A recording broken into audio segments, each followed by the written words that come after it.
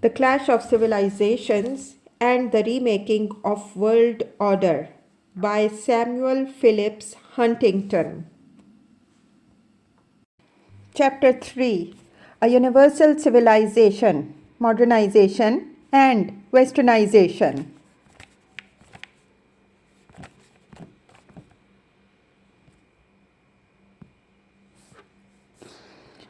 Responses to the West and modernization.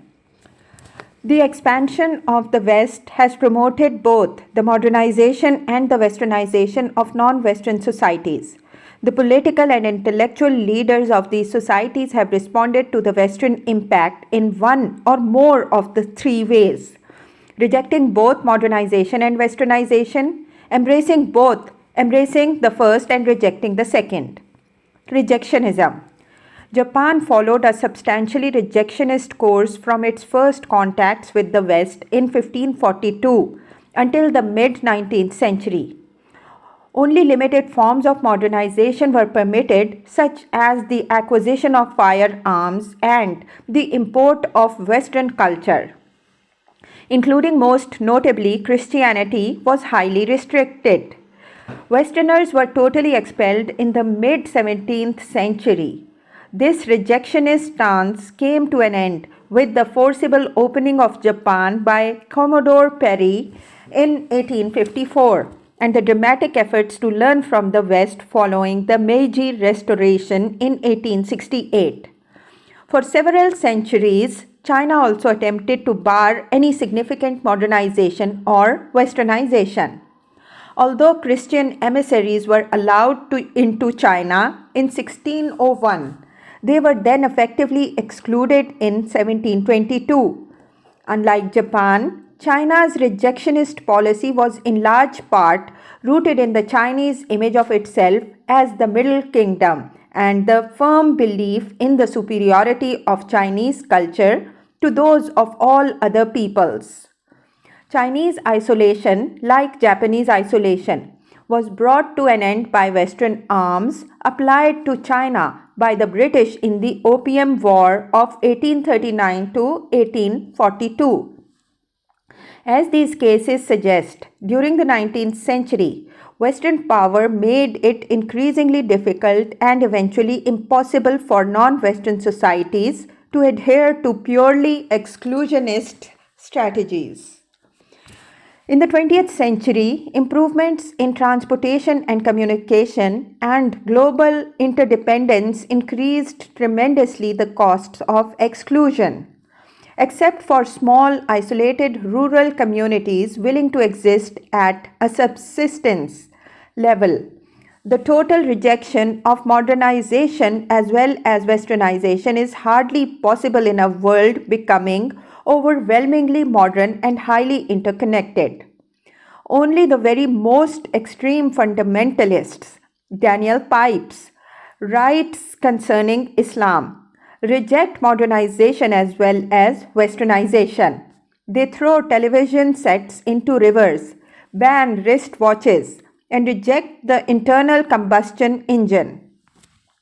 The impracticality of their program severely limits the appeal of such groups, however, and in several cases, such as the Yen Izala of Kano, Sadat's assassins, the Mecca mosque attackers, and some Malaysian Taqwa groups, their defeats in violent encounters with the authorities caused them then to disappear with few traces.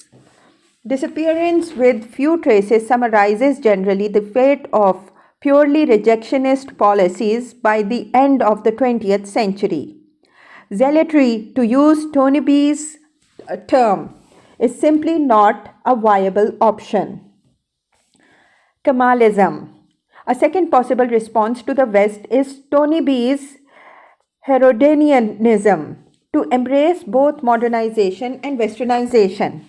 This response is based on the assumptions that modernization is desirable and necessary, that the indigenous culture is incompatible with modernization and must be abandoned or abolished, and that society must fully westernize in order to successfully modernize. Modernization and westernization reinforce each other and have to go together. This approach was epitomized in the arguments of some late 19th century Japanese and Chinese intellectuals that in order to modernize, their societies should abandon their historic languages and adopt English as their national language. This view, not surprisingly, has been even more popular among Westerners than among non-Western elites. Its message is, to be successful, you must be like us. Our way is the only way. The argument is that the religious values, moral assumptions, and social structures of these non-Western societies are at best alien and sometimes hostile to the values and practices of industrialism. Hence, economic development will require a radical and destructive remaking of life and society, and often a reinterpretation of the meaning of existence itself, as it has been understood by the people who live in these civilizations. Pipes makes the same point with explicit reference to Islam. To escape enemy, Muslims have but one choice, for modernization requires westernization. Islam does not offer an alternative way to modernize. Secularism cannot be avoided. Modern science and technology require an absorption of the thought processes which accompany them. So too with political institutions. Because content must be emulated no less than form, the predominance of Western civilization must be acknowledged so as to be able to learn from it. European languages and Western educational institutions cannot be avoided, even if the latter do encourage free thinking and easy living. Only when Muslims explicitly accept the Western model will they be in a position to technicalize and then to develop. 60 years before these words were written, Mustafa Kemal Ataturk had come to similar conclusions, had created a new Turkey out of the ruins of the Ottoman Empire, and had launched a massive effort both to westernize it and to modernize it. In embarking on this course and rejecting the Islamic past, Ataturk made Turkey a torn country, a society which was Muslim in its religion, heritage, customs, and institutions, but with a ruling elite determined to make it modern, Western, and at one with the West. In the late 20th century, several countries are pursuing the Kemalist option and trying to substitute a Western for a non-Western identity. Their efforts are analyzed in Chapter 6. Reformist. Rejection involves the hopeless task of isolating a society from the shrinking modern world. Kemalism involves the difficult, traumatic task of destroying a culture that has existed for centuries and putting in its place a totally new culture imported from another civilization. A third choice is to attempt to combine modernization with the preservation of the central values, practices, and institutions of the society's indigenous culture. This choice has understandably been the most popular one among non-Western elites. In China, in the last stages of the Qing dynasty, the slogan was Ti Yong, Chinese learning for the fundamental principles, Western learning for practical use. In Japan, it was Wakan Yosai, Japanese spirit, Western technique. In Egypt, in the 1830s, Muhammad Ali attempted technical modernization without excessive cultural westernization. This effort failed, however, when the British forced him to abandon most of his modernizing reforms. As a result, Ali Mazrui observes, Egypt's destiny was not a Japanese fate of technical modernization without cultural westernization. nor was it an Ataturk fate of technical modernization through cultural westernization. In the latter part of the 19th century, however, Jamaluddin al-Afghani, Muhammad Abduh, and other reformers attempted a new reconciliation of Islam and modernity, arguing the compatibility of Islam with modern science and the best of Western thought, and providing an Islamic rationale for accepting modern ideas and institutions, whether scientific, technological, or political, constitutionalism, and representative government. This was a broad-gauged reformation tending towards Kemalism, which accepted not only modernity but also some Western institutions. Reformism of this type was the dominant response to the West on the part of Muslim elites for 50 years, from the 1870s to 1920s, when it was challenged by the rise first of Kemalism and then of a much purer reformism in the shape of fundamentalism. Rejectionism, Kemalism, and reformism are based on different assumptions as to what is possible and what is desirable. For rejectionism, both modernization and westernization are undesirable, and it is possible to reject both.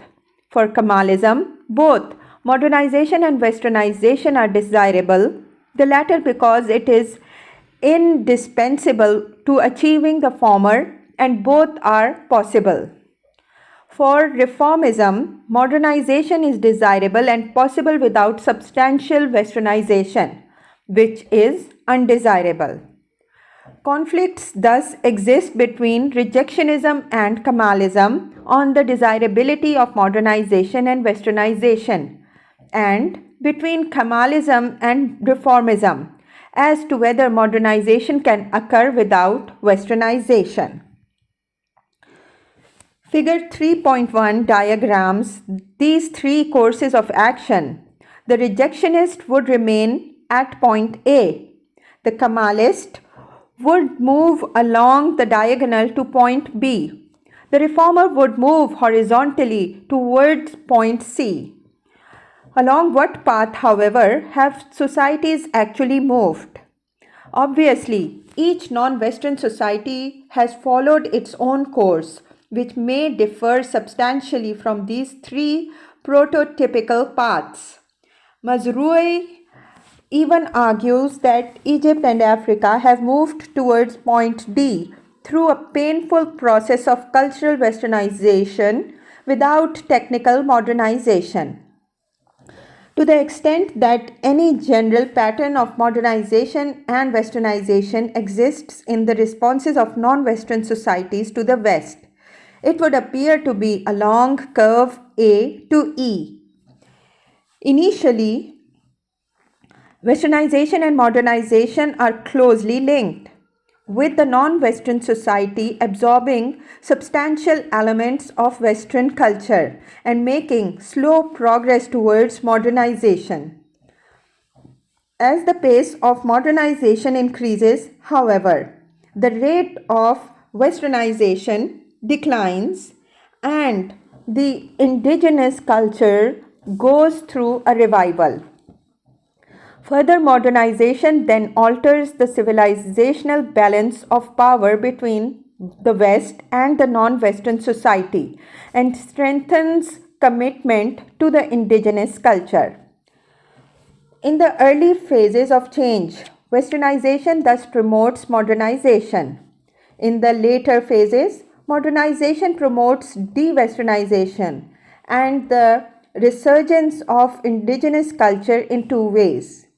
At the societal level, modernization enhances the economic, military, and political power of the society as a whole and encourages the people of that society to have confidence in their culture and to become culturally assertive.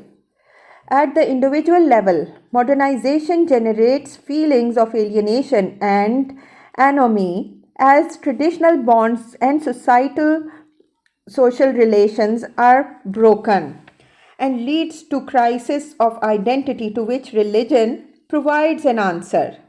This causal flow is set forth in simple form in figure 3.2.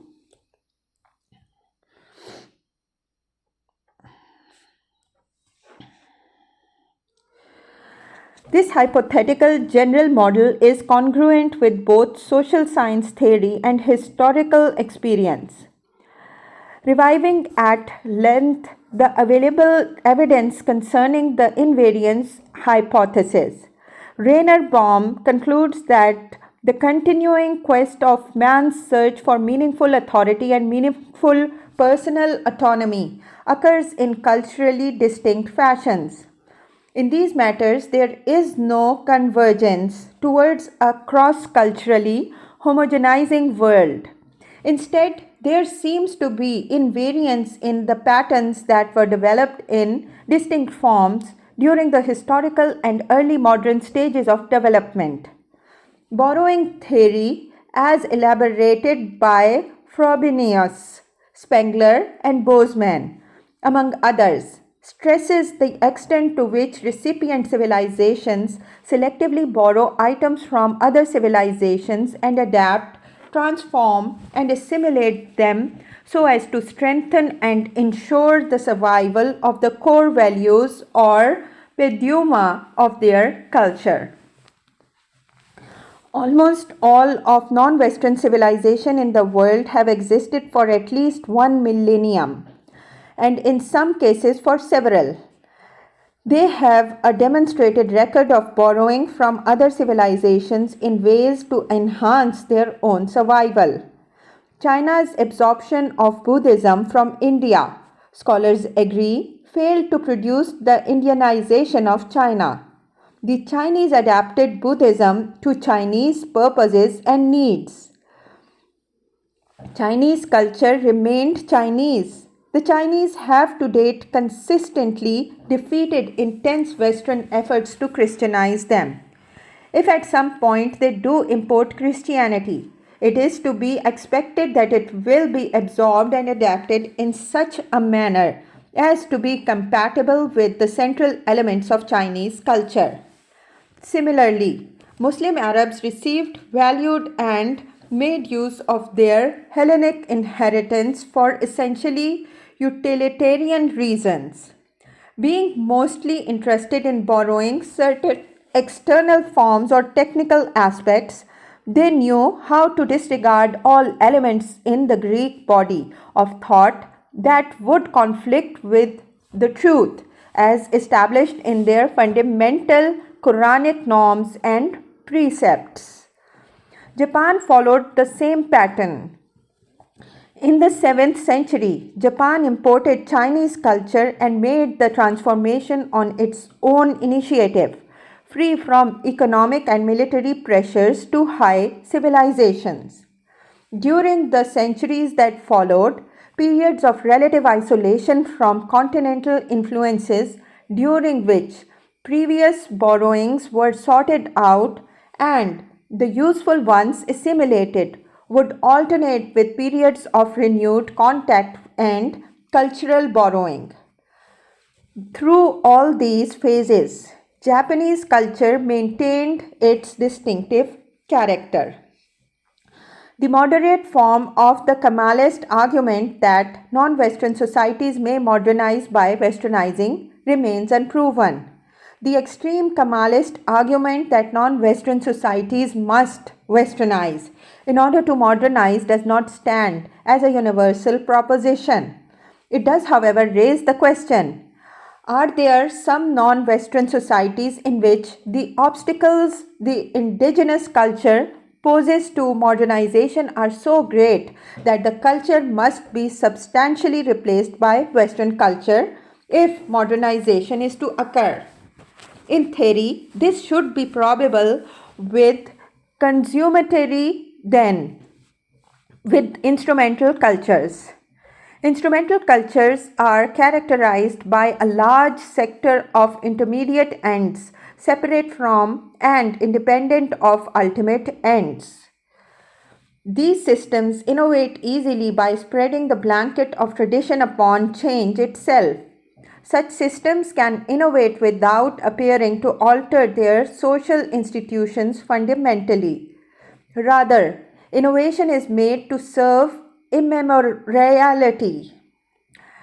Consummatory systems, in contrast, are characterized by a close relationship between intermediate and ultimate ends. Society, the state, authority, and the like are all part of an elaborately sustained high solidarity system in which religion as a cognitive guide is pervasive. Such systems have been hostile to innovation. Apter uses these categories to analyze change in African tribes. Eisenstadt applies as parallel analysis to the great Asian civilizations and comes to a similar conclusion. Internal transformation is greatly facilitated by autonomy of social, cultural, and political institutions. For this reason, the more instrumental Japanese and Hindu societies moved earlier and more easily into modernization than Confucian and Islamic societies. They were better able to import the modern technology and use it to bolster their existing culture. Does this mean that the Chinese and Islamic societies must either forego both modernization and westernization or embrace both? The choices do not appear that limited. In addition to Japan, Singapore, Taiwan, Saudi Arabia, and to a lesser degree, Iran have become modern societies without becoming Western. Indeed, the effort by the Shah to follow a Kemalist course and do both generated an intense anti-Western but not anti-modern reaction. China is clearly embarked on a reformist path. Islamic societies have had difficulty with modernization, and Pipes supports his claim that westernization is a prerequisite by pointing to the conflicts between Islam and modernity. In economic matters such as interest, fasting inheritance, laws, and female participation in the workforce. Yet even he approvingly quotes Maxine Rodinson to the effect that there is nothing to indicate in a compelling way that the Muslim religion prevented the Muslim world from developing along the road to modern capitalism, and argues that in most matters other than economic, Islam and modernization do not clash. Yes, Muslims can cultivate the sciences, work efficiently in factories, or utilize advanced weapons. Modernization requires no one political ideology or set of institutions.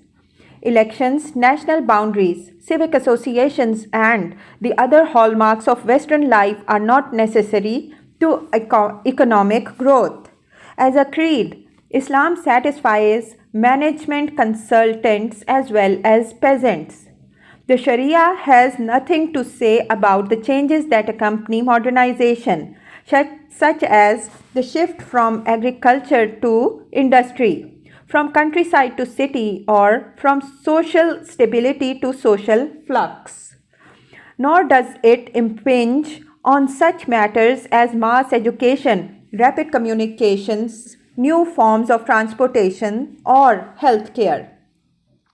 Similarly, even extreme proponents of anti-Westernism and the revitalization of indigenous cultures do not hesitate to use modern techniques of email, cassettes, and television to promote their cause.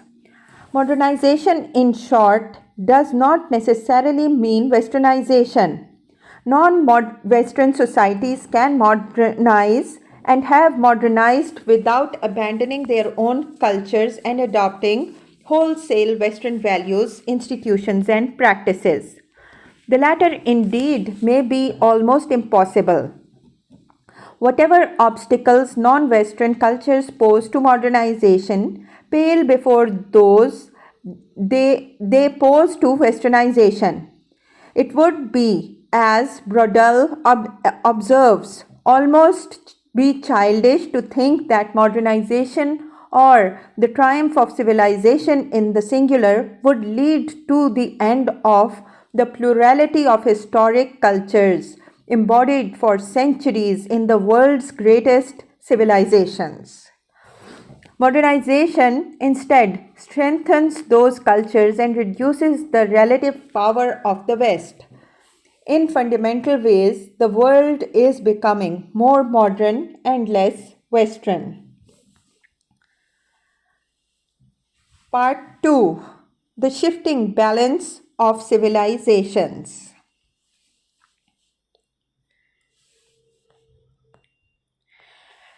Chapter 4.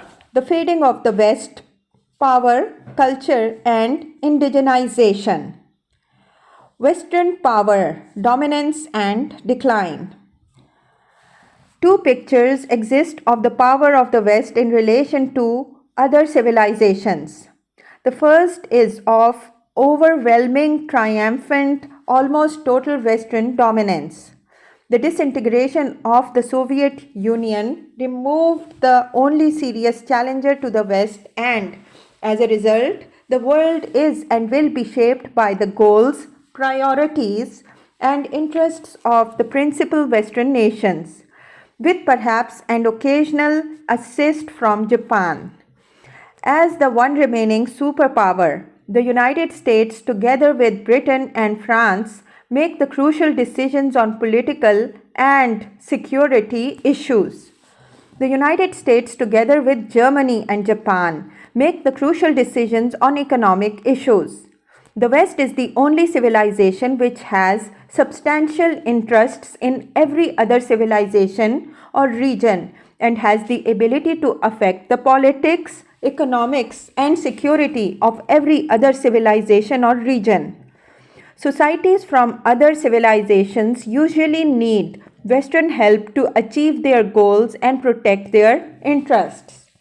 Western nations, as one author summarized it, own and operate the international banking system, control all hard currencies, are the world's principal customer, provide the majority of world's finished goods, dominate international capital markets, exert considerable moral leadership within many societies, are capable of massive military interventions, control the sea lanes, conduct most advanced technical research and development, control leading edge technical education, dominate access to space, dominate the aerospace industry, dominate international communications,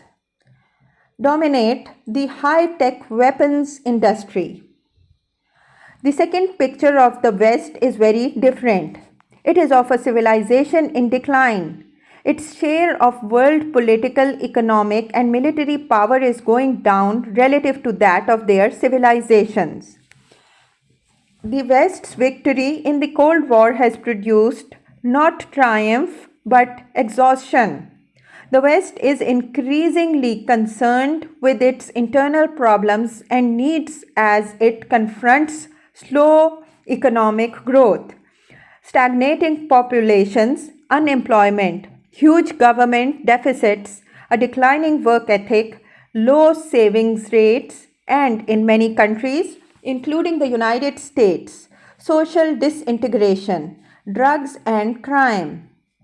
Economic power is rapidly shifting to East Asia, and military power and political influence are starting to follow.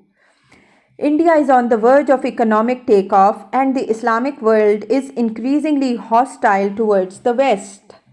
The willingness of other societies to accept the West's dictates or abide its sermons is rapidly evaporating, and so are the West's self-confidence and will to dominate. The late 1980s witnessed much debate about the declinist thesis concerning the United States. In the mid 1990s, a balanced analysis came to a somewhat similar conclusion. In many important respects, the United States' relative power will decline at an accelerating pace. In terms of its raw economic capabilities, the position of the United States in relation to Japan and eventually China is likely to erode still further. In the military realm, the balance of effective capabilities between the United States and a number of growing regional powers, including perhaps Iran, India, and China, will shift from the center towards the periphery. Some of America's structural power will flow to other nations. Some of its soft power as well will find its way into the hands of non-state actors like multinational corporations.